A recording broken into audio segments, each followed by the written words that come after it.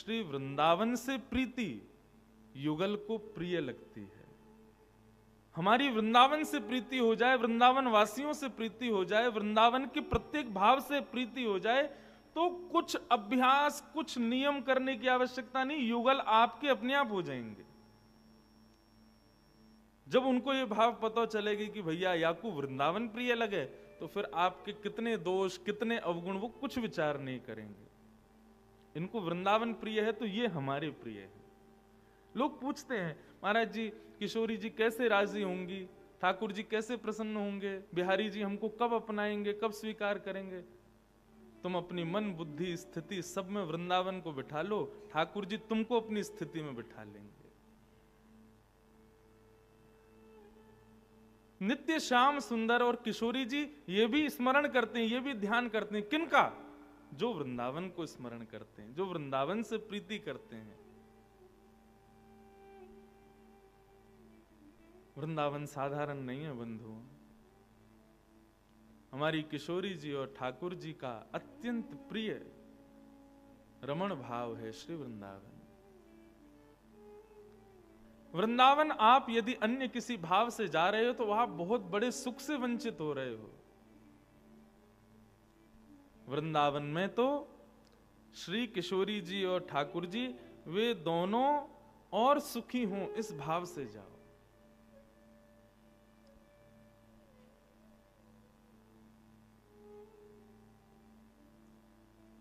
एक बार द्वारिकाधीश से अर्जुन ने पूछा, नाथ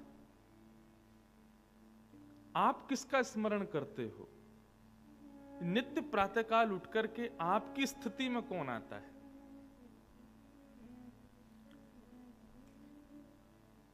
ठाकुर जी बोले, हमको वृंदावन की बड़ी स्मृति होती है।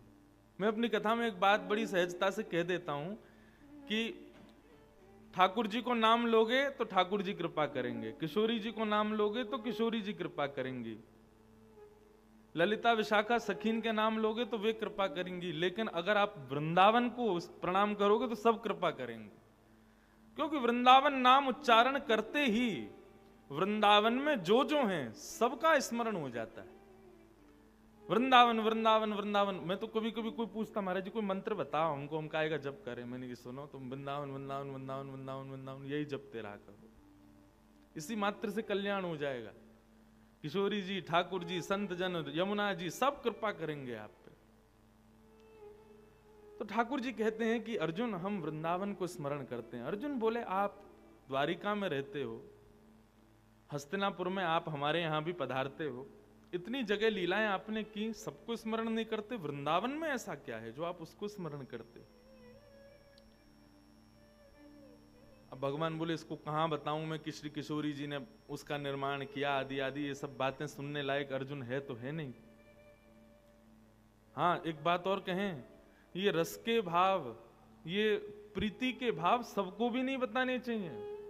जो अधिकारी हो उन्हीं को ही बताने चाहिए। पहले ठोक पीट के देख लिया करो, सामने वाला अधिकारी लगे तो कहो।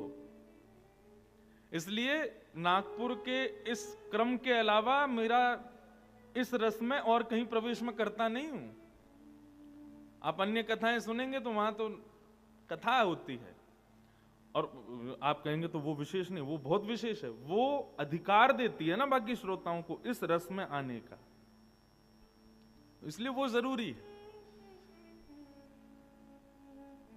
जिस प्रकार रत्न का खुलासा नहीं किया जाता कि हमारे घर में कहां रखा है, यदि आप खुलासा कर दोगे तो क्या होगा?